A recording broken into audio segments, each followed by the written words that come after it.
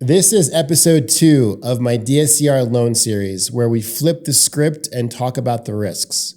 As rates drop and prices soften heading into 2026, you're going to see a wave of deals pitched to investors.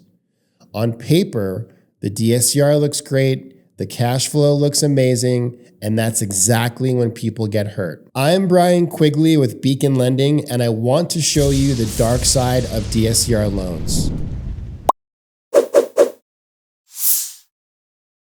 The traps that turn what looks like a discounted cash flowing rental into a monthly headache. Fantasy rent and fake expenses. One of the first traps I see is fantasy rent.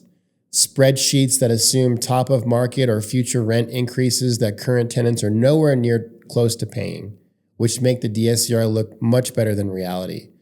This is especially true with regards to short-term rental properties that investors will Airbnb, thinking they will cash flow the property instantly. Then you've got fake expenses or missing expenses. No maintenance budget, no allowance for vacancies, low-balled property management, and completely ignoring what taxes will be once the property is reassessed after you buy it. A pro tip here is to know your numbers before going under contract. Obtain the long-term lease agreement from the selling agent if an existing tenant's in place.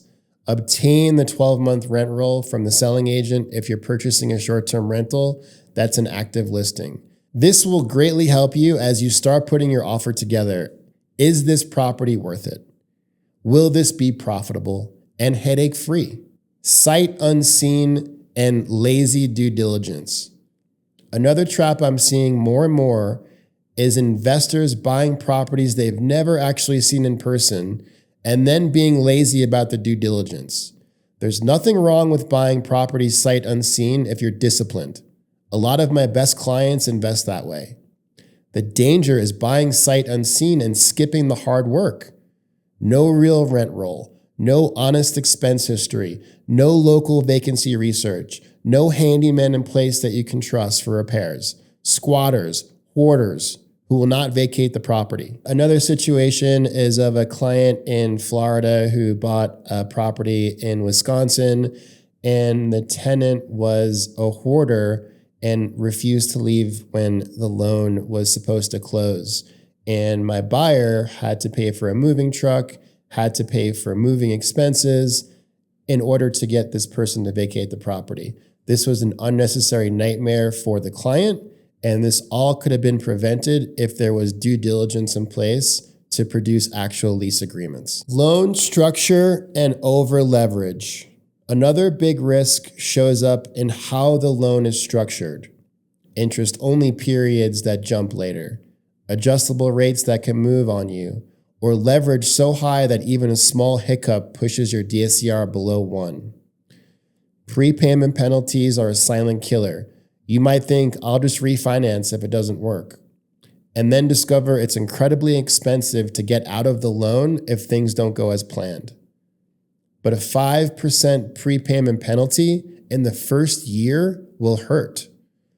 Remember, DSCR lenders are approving the deal based on the input numbers. They are not guaranteeing your assumptions or your long-term strategy will play out the way you hope. Prepayment penalties are designed to keep you in place with the lender, and they're going to charge you for it. If you don't want a prepayment penalty, you need to discuss that with your loan officer heading into the loan. Do you want to refinance in the future? Do you want to take advantage of market conditions?